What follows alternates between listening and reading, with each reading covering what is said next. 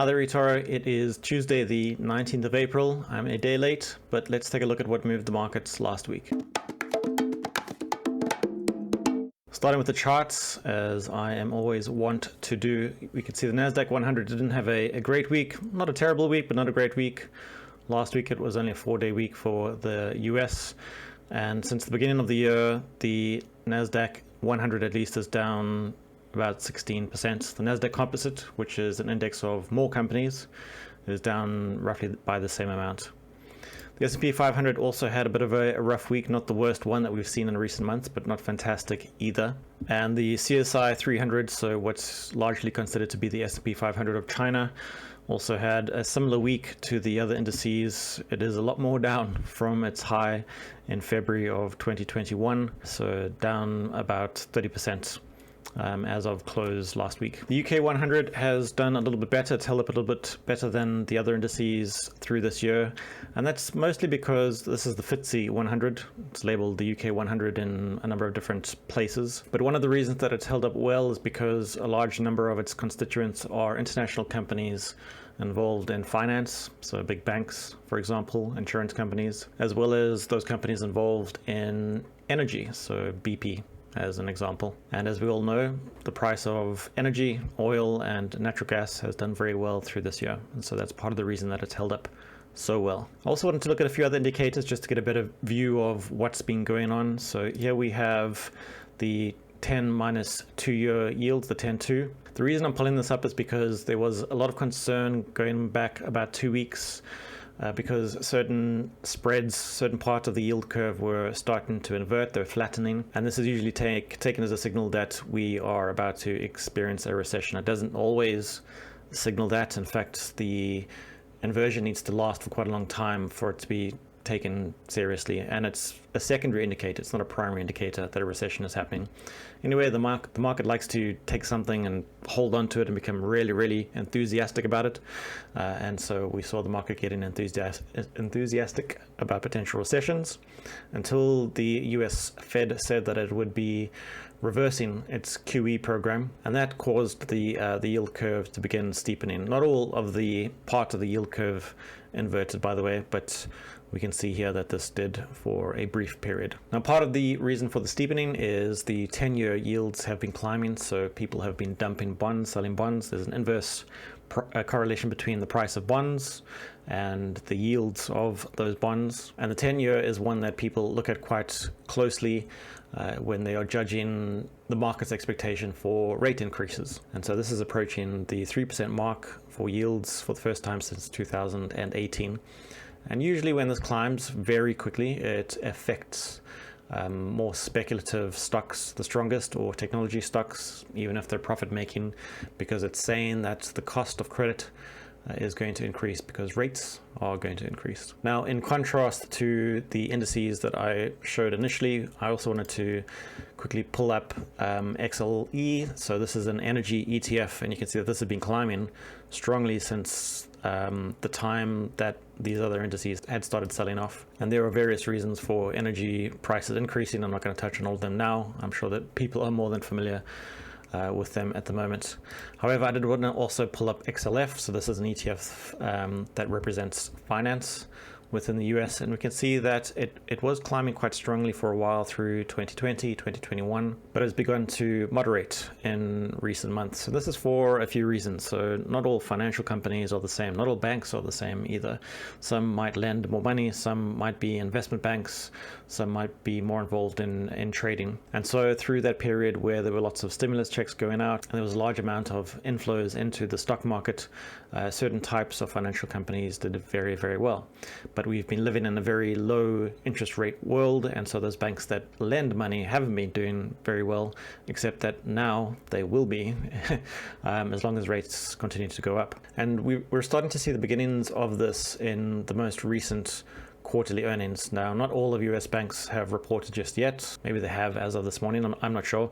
But it will be a mixed bag. So some companies that made a lot of money because there were a lot of people trading and investing are doing less well now because people are pulling their money out of the market. We've also seen a lot of applications for mortgages, for example, and rising interest rates are likely to slow that down a little bit. So a slightly mixed bag, but so far earnings haven't been too far off of what the market has been expecting. So you can see that through last week, lots of financial institutions reporting in the US, a few yesterday, whereas today we're seeing the beginnings of tech earnings. So Netflix will be one that a lot of the market will be watching. Last week was very interesting in terms of economic indicators, economic data. So out of the UK, we saw a GDP year on year was quite strong, but it was expected.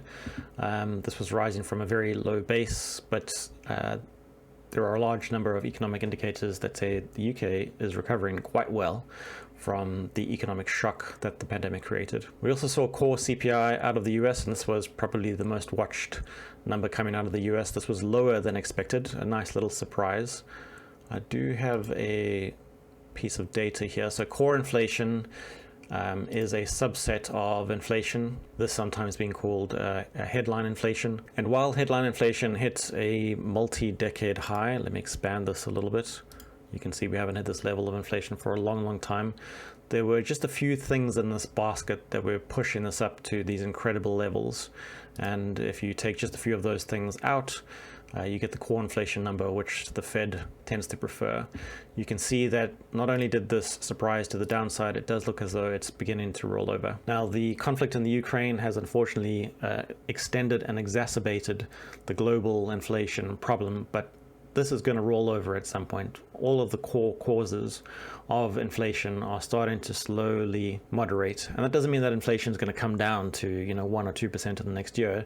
It might stay at a fairly high level, but it's probably not going to go any higher, at least once it peaks within the next month to 3 months. The other interesting thing that happened last week is somewhere in the week, a large number of economists and analysts were saying that they expected the central bank in China, the People's Bank of China, to drop interest rates. And when that didn't happen, that created a bit of a shock within the Chinese market. But because everything is interconnected in our global world, this created shock waves in other non-Chinese markets too. The Chinese government has been quite aggressive in the measures it's taken through this year to stimulate their economy, and it looks as though that they're in no rush to use all of their tools at once, although most do expect that they will continue to ease as the year goes on. I'm not sure how many of you are familiar with this term, but there's something called a credit impulse, and China's credit impulse is quite important for the rest of the world because China is, you may have heard the term, the world's factory. A credit impulse is simply the ratio of new loans to GDP. So when there are more loans being created with respect to GDP, it means that you are probably in a growth part of the business cycle. All this extra money sloshing around the economy tends to mean that businesses are growing, people become more confident in their economy, and they spend more money too.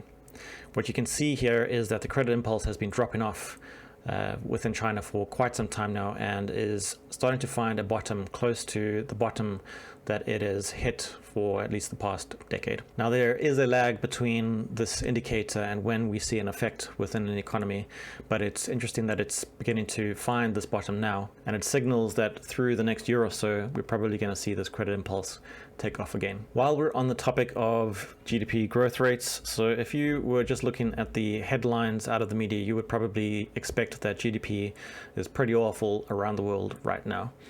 And with respect to the levels of GDP growth that we saw through 2020, early 2021, sure, growth is starting to moderate. But you can see that within the US, this rate is still pretty strong if you go back through the past decade. The United Kingdom, again, is another country that shows a similar type of thing. And in many developed economies, we're seeing similar strength in GDP growth rates. Europe is an exception to this at the moment, particularly the more eastern parts of Europe, because it is being affected by the war in Ukraine. Chinese GDP is a slightly different beast because it has been an emerging economy for so long, and emerging economies tend to grow faster than developed nations for various reasons.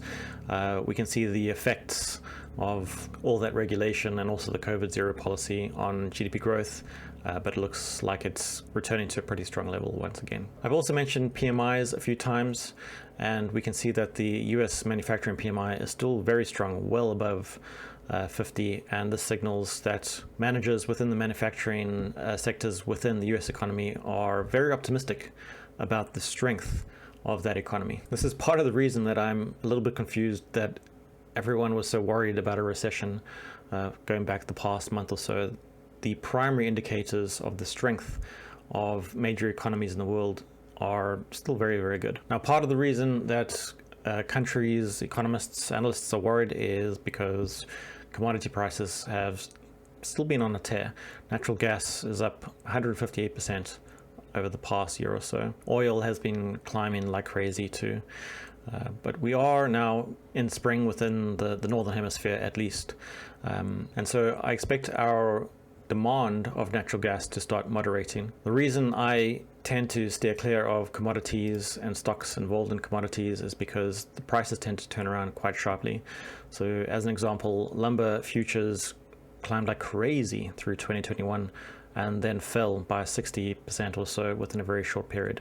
Now they've rebounded along with other commodities recently, but this amount of volatility is almost unpredictable. Okay, so what else is weighing on the markets at the moment? Well, China's zero COVID policy is still quite problematic, and no amount of stimulus is going to change this. As long as they keep on locking down huge amounts of their country, it's going to carry on whacking their local economy, and that's going to bleed into the wider global economy. The war in Ukraine is obviously still going on, and there's no sign of capitulation from either side, and so it's likely to continue for I don't even know how long. So I'm tending to favor stocks that might be less affected by this. So I'm steering clear of a lot of European stocks at the moment, as well as anything that even has an adjacent relationship with commodities that might be affected by this war. All right, so lots of negative things in the world to be worried about at the moment, but there always is something to be worried about, and that is affecting the stock market. But I also think that there are a lot of reasons to be quite optimistic. So bullish sentiment is at its lowest level since 1992. Now, on the face of this, you might be wondering why I think this is such a strong reason to be optimistic. Well, in the same way that you should be fearful when the majority of people are very, very excited about the stock market, you should be very optimistic when the majority of the market is very, very concerned. And in fact, looking at the statistics, you can see that the 12-month, 52-week forward return of the S&P 500 going back to 1989, when there is a major low in this particular survey, you can expect a 17% return in the S&P 500. Now, of course, you can't rely on this particular data point. You need to collect a number of different data points, and it's statistical, but it's still, I wouldn't take it as a decision-making point, but it is nevertheless an interesting point in developing a thesis. Another area of optimism for me is airlines and travel stocks in general, particularly those in the US and those that are domestic to the US, less affected by things going on within Europe. Now, there was a rumor that the mask mandate within the US was going to be voided, and it looks like that has now happened. And I've been considering picking up a few airline stocks. I did hold Delta last year at some point, and I'm quite interested in the likes of Spirit Airlines and a few others, although I'm trying not to pick up too many different assets right now. Other reasons to be optimistic are that there are very strong companies that are just so cheap right now, and even in a situation where inflation remains persistently high and interest rates go up, companies like Square, well, I guess now they're called Block, are still growing revenue enormously, are still growing profit enormously. Their stock prices climbed through the pandemic and reached levels that were completely absurd, and I started buying when they became cheaper, and they carried on dropping, but that's how it goes sometimes, and I've continued to accumulate positions in these companies. Companies like Digital Turbine, Square, and others in my portfolio are in growth industries. They're leaders within those growth industries. They have good leadership, they're making decent profits, their revenue is growing, their profits are growing, their share prices have fallen hugely from the highs that we saw through last year. And I would much rather be holding companies like this than other companies that are slow growers in an environment where inflation is elevated and interest rates are slightly higher. The situation right now is a little bit ridiculous, and I like that. When the market is being ridiculous and its bearishness, that's awesome. We have the likes of Alphabet that's trading below its 200-day moving average, despite showing compound annual growth rates of revenue at 23% and net profit at 31%. And this is amazing. Of course, I am as frustrated as other people at having to sit in the red for the whole of this year, but I also know that this is the time when you get your really good deals, the kinds of deals that become multi-baggers in the years to come. All right, that's it for this week. This video is already longer than I had intended, and I will speak to you soon. Goodbye.